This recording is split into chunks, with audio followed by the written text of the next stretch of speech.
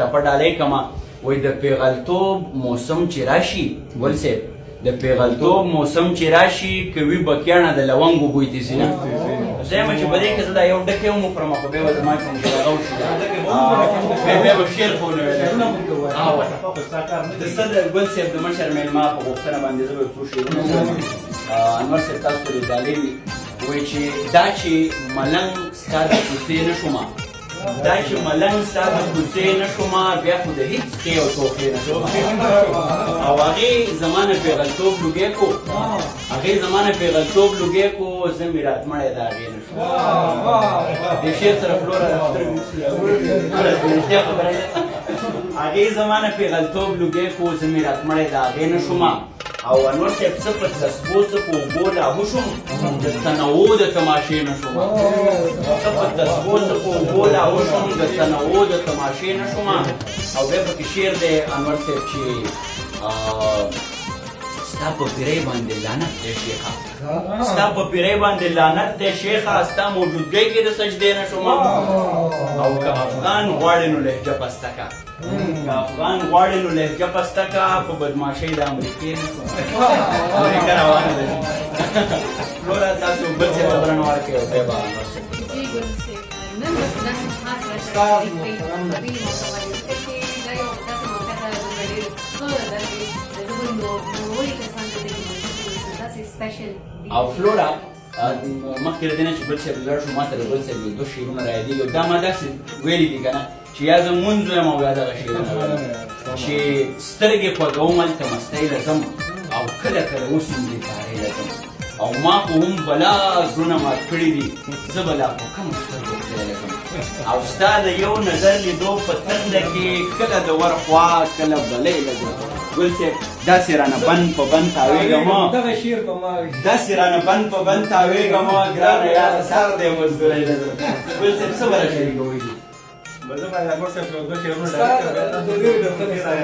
یو شعر مو د دوی په کتابه کې وپاتې شي ستا د یو نظر لیدو په تنده کې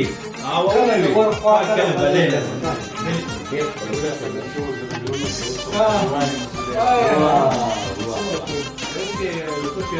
ما خو یې مثلا نو دا روایت هم بدل کړی چې پورا په خپل حسن و جمال ښکاري پورا په خپل حسن و جمال ښکاري داستر میاشتې کار په کار ښکاري پورا په خپل حسن و جمال ښکاري داستر میاشتې کار په کار ښکاري او خار کې لیدې شي د رڼا مناره هر کې لیدې شي د رڼا مناره خار کې لیدې شي د رڼا مناره کلي کې ځان ته بل مشال ښکاري خار کې لیدې شي د رڼا مناره کلي کې ځان ته بل مشال ښکاري کوټه کوټه به بل جوړ کړی راته هر یو دیدن شر په دروازه جوړ کړی راته هر یو دیدن شر په دروازه موږ یو بل ته جوړلي دي شر په دروازه کې موږ یو بل ته جوړلي دي اکثر په دروازه کې او ستاسو انتظار پرېښې نه یې مناسبه ستاسو انتظار پرېښې نه یې مناسبه ستاسو انتظار پرېښې نه یې مناسبه تیر کړی مې دا ځل یې اکثر په دروازه ګل صاحب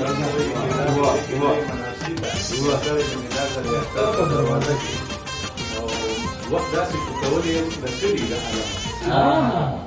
وخت داسې شو کولی یم د کلي د عالم چې زړه مې کور کې پاتې دی ذکر وخت داسې شو کولی یم د کلي د عالم چې زړه مې کور کې پاتې دی ذکر راځه دننه راشه رښتینی به سره کېږي دننه راشه رښتینی به سره کېږي